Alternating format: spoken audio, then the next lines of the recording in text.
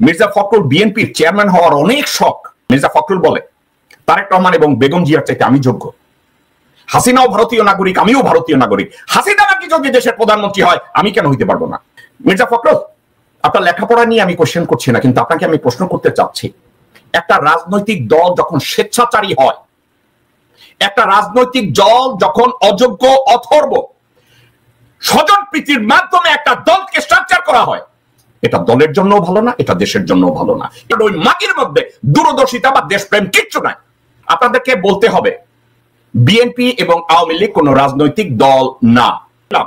আপনারা এখন বলবেন যে বিএনপি রাজনৈতিক দলের নামে রাজনীতির ব্যবসা করছে, 20 কোটি মানুষের জীবন নিয়ে ছিনিমিনি খেলছে, কারণ এদের পাশে ল্যাঙ্গট পরা অযোগ্য অথর্ব কতগুলো হারামজাদারে বসায় রাখছে। কারণ সাংগঠনিক ভাবে আপনাদের কোনো রাস্তাঘাট নাই, আপনারা জাস্ট কচুরি পাড়ার মতো ভাসতেছেন। হ্যাঁ, মির্জা ফখরুলের এই কথাটা প্রশ্নটা খুব পছন্দ হয়েছে। কিন্তু কেন পছন্দ হয়েছে? মির্জা ফখরুলের প্রধানমন্ত্রী হওয়ার অনেক শখ, মির্জা ফখরুল বিএনপির চেয়ারম্যান হওয়ার অনেক শখ। তো মির্জা ফখরুল অনেক শখ। মির্জা ফখরুল বলে তারেক রহমান এবং বেগম জিয়ার চাইতে আমি যোগ্য।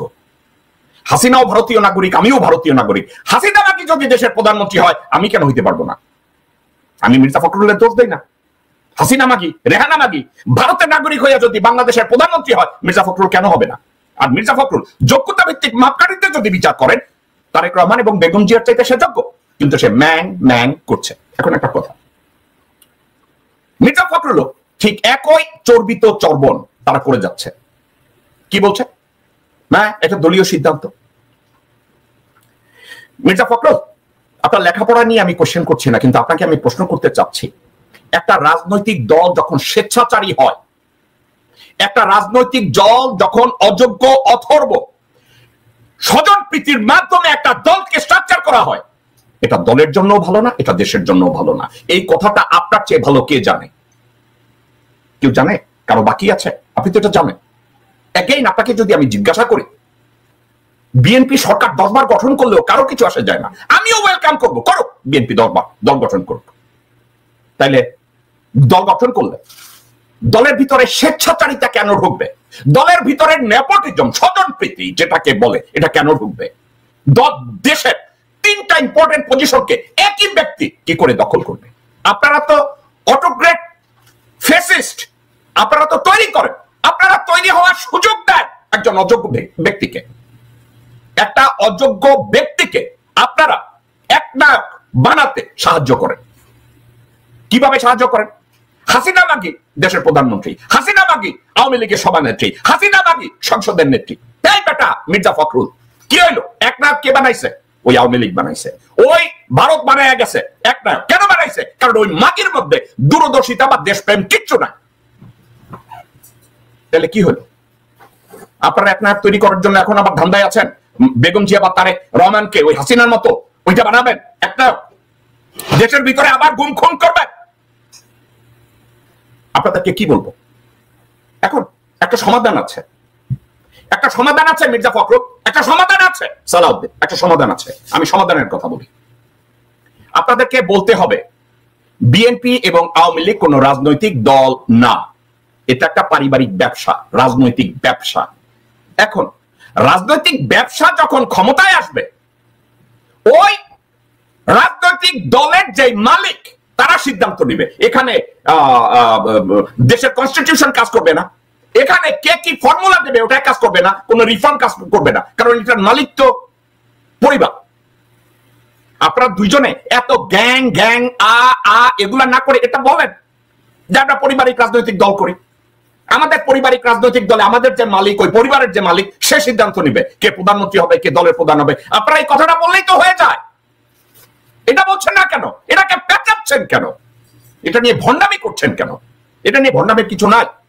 আমি বিএনপির জন্য সহজ রাস্তা করে দিলাম। আপনারা এখন বলবেন যে বিএনপি রাজনৈতিক দলের নামে রাজনীতির ব্যবসা করছে, 20 কোটি মানুষের জীবন নিয়ে ছিনিমিনি খেলছে। আওয়ামী লীগ যেভাবে খেলে গেছে, হাসিনা মাগি যেভাবে খেলে গেছে, নারায়ণ চন্দ্রপালের বংশধর মুজিব শেখ যেভাবে খেলে গেছে, ঠিক একইভাবে জিয়া পরিবারও করতে চায়। বলেন, আমি আপনাকে সমালোচনা করব না। মির্জা ফখরুল যদি বলে এই কথা, আমি সমালোচনা করব না। সালাউদ্দিনের মতো গ্রুপের এই কুত্তার বাচ্চা চোর ভারতীয় ট্রেনিং প্রাপ্ত এই সুর যদি এই কথা বলে আমি সমালোচনা করব না।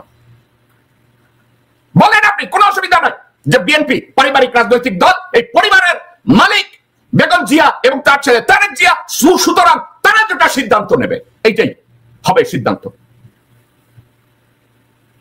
এখন যদি এই কথাটা মির্জা ফখরুল এবং সালাউদ্দিন বলে, মির্জা আব্বাস এবং ভারতীয় বেশ্যা ল্যাঙ্গট পরা বেছা মির্জা আব্বাস, মির্জা ফখরুল, আমির খসরু মাহমুদ চৌধুরী, সাবা ওবায়দ, ইকবাল হোসেন টুকু, আব্দুল আওয়াল মিন্টু, আমানুল্লাহ আমান, এরা যদি, সাদেক হোসেন খোকার ছেলে ইশাক, এরা যদি বলে আমরা পরিবারতান্ত্রিক একটা রাজনৈতিক দল করি যেভাবে আওয়ামী লীগ করে, বিএনপির মালিক জিয়া পরিবার, তারা যেটা সিদ্ধান্ত নিবে সো বি ইট, কোনো অসুবিধা নাই। আমরা বুঝবো যে ঠিক আছে, এরা তো সত্য কথা বলছে। মুজিব শেখ যেভাবে 20 কোটি মানুষের জীবন নিয়ে ছিনিমিনি খেলছে, হাসিনা শেখ যেভাবে ছিনিমিনি খেলছে, এখন জিয়া পরিবারের লোকজনরাও এই ছিনিমিনিটা খেলতে চায়, তো তারা যেটা করবে ওইটাই কথা। আপনারা এই কথাটা বলেন, আপনারা যদি এই কথাটা বলেন তাইলেই তো সমস্যার সমাধান হয়ে গেল। কেউ এটা নিয়ে আপনাদেরকে সমালোচনা করবে না। কিন্তু আমাকে যদি তারেক রহমান সাহেব এবং বেগম জিয়া বলে যে না আমাদের এটা পারিবারিক ব্যবসা না, রাজনীতিটা আমাদের পারিবারিক ব্যবসা না, তাহলে বিএনপি কিভাবে স্ট্রাকচারালি এটাকে ফেস করতে পারে?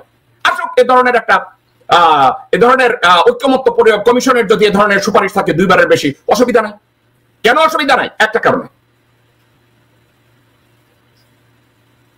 আমি তারেক রহমান সাহেব এবং বেগম জিয়াকে একটা উপদেশ দিয়েছিলাম, অ্যাডভাইস দিয়েছিলাম, কারণ এদের পাশে ল্যাঙ্গট পরা অযোগ্য অথর্ব কতগুলো হারামজাদারে বসায় রাখছে। কেউ বলে আমি উকিল, আমি ব্যারিস্টার সাহেব, আমি অ্যাডভোকেট সালাম, আমি ডাক্তার মেহেদি, চেতের বালা আব্দুল্লাহ, সব চোর ছাচর শুয়ারের বাচ্চারা ওখানে বসে ল্যাঙ্গট পুরা রয়েছে।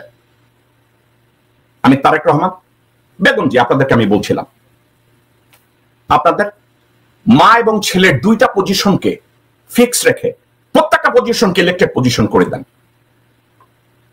ওখানে যেন কোনো নেপোটিজম না থাকে। সালাউদ্দিনের মতো লোক, চকলেট আপা বালাবার মতো লোকজন কেউ যেন ওখানে আশ্রয় না পায়। প্রত্যেকটা জেলা কমিটি, উপজেলা কমিটি, বিভাগীয় কমিটি, প্রেসিডিয়াম প্রত্যেকটা জায়গায় ইলেক্টেড হবে, কোনো অসুবিধা নেই।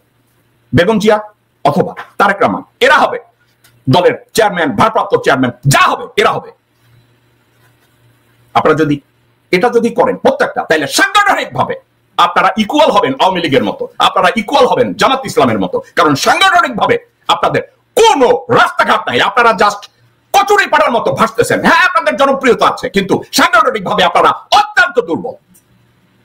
আপনারা যদি এই কাজটা করেন, আরো একটা কাজ করতে পারেন, তারেক রহমান সাহেব এবং বেগম জিয়া, আপনারা এদেরকে যদি এভাবে ইলেক্টেড পজিশন করেন, আপনাদের চারপাশে আপনারা কিছু এক্সপার্ট হায়ার করতে পারেন বেসড অন কোয়ালিফিকেশন। কারো রিকমেন্ডেশন এইসব বাল ছোল মেখে নিয়েন না। তারেক রহমান সাহেব, আপনাকে আমি একটা কথা বলি, ইদানিং আপনার একটা লোককে আপনারা বোধহয় নিয়োগ দিয়েছেন, আপনি, আমি জানি না, আপনারা পারিবারিক ভাবে আপনারা বোধহয় ডেমেনশিয়া নতুবা আপনাদের আলজাইমার আপনাদের ভিতরে। তারেক রহমান সাহেব, আপনাদের ভিতরে এই অযোগ্যতাটা আছে, এটা কেন আমি জানি না। আপনারা মইনের মতো বালচলের সেনা প্রধান বানাইছেন, পরে মইন আপনার কোমর ভেঙে দিচ্ছে। আপনারা বাইচা ভুল লোকগুলোকে আপনারা নির্বাচন করেন। তারেক রহমান সাহেব, shame on you। ইংরেজিতে একটা কথা বলে, you made me fool once, shame on you, you made me fool twice, shame on me। আপনার ভিতরে কি এই লজ্জাবোধটা কাজ করে তারেক রহমান সাহেব? আপনাকে আমি জিজ্ঞাসা করি, আপনারা